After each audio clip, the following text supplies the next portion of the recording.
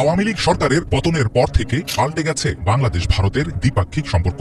ব্যবসা বাণিজ্য সীমিত আকারে চললেও অনেকাংশেই কমেছে ভারত থেকে পণ্য আমদানি। সম্প্রতি সংখ্যালঘুদের উপর নির্যাতন বন্ধ ও সাবেক ইসকন ধর্মগুরু চিন্ময় কৃষ্ণ দাসকে মুক্তি না দিলে বাংলাদেশে আলু ও পেঁয়াজ আসা বন্ধ করে দেওয়ার হুমকি দেন বিজেপি নেতা শুভেন্দু অধিকারী। এছাড়াও দেশটির অনেক উগ্রপন্থী নেতার কণ্ঠে শোনা গেছে রপ্তানি বন্ধের ধমকি। এর জেরেই প্রশ্ন উঠেছে, ভারতের পাঠানো আলু পেঁয়াজের মতো নিত্যপণ্যের উপর কতটা নির্ভরশীল বাংলাদেশ।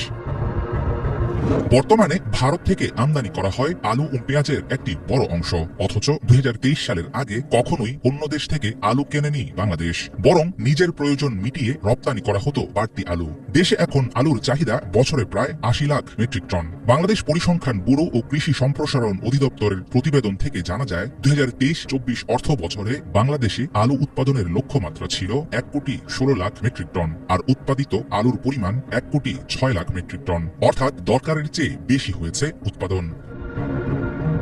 বিবিসি বাংলার প্রকাশিত খবরে জানা যায়, 2023-24 অর্থ বছরের জন্য 37 লাখ মেট্রিক টন পেঁয়াজ উৎপাদন লক্ষ্যমাত্রা নির্ধারণ করেছিল কৃষি সম্প্রসারণ অধিদপ্তর। এর বিপরীতে চলতি বছর উৎপাদিত হয়েছে প্রায় 38 লাখ মেট্রিক টন পেঁয়াজ।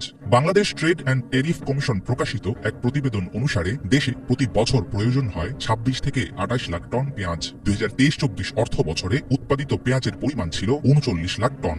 এখানেও দেখা যাচ্ছে চাহিদার তুলনায় উৎপাদন ঘাটতি তেমন একটা বেশি না।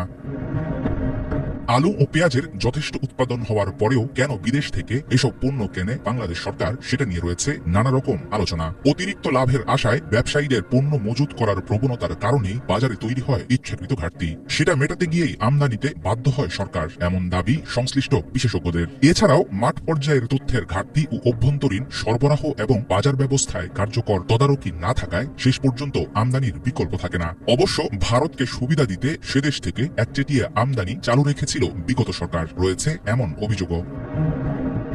বাংলাদেশে পণ্য রপ্তানিকারক দেশের তালিকায় সবার উপরে আছে চীনের নাম, এরপরে অবস্থান ভারতের। আওয়ামী লীগ সরকারের সময়ে বাংলাদেশ খাদ্যশস্যে স্বয়ংসম্পূর্ণ বলে গালভরা দাবি করা হলেও থেমে থাকেনি আমদানি। তবে সম্প্রতি আলু ও পেঁয়াজ আমদানিতে ভারতের বিকল্প খুঁজছে বাংলাদেশের বাণিজ্য মন্ত্রণালয়। জার্মানি, মিশর, চীন ও স্পেন থেকে আলু এবং চীন, পাকিস্তান ও তুরস্ক থেকে আসতে পারে পেঁয়াজ।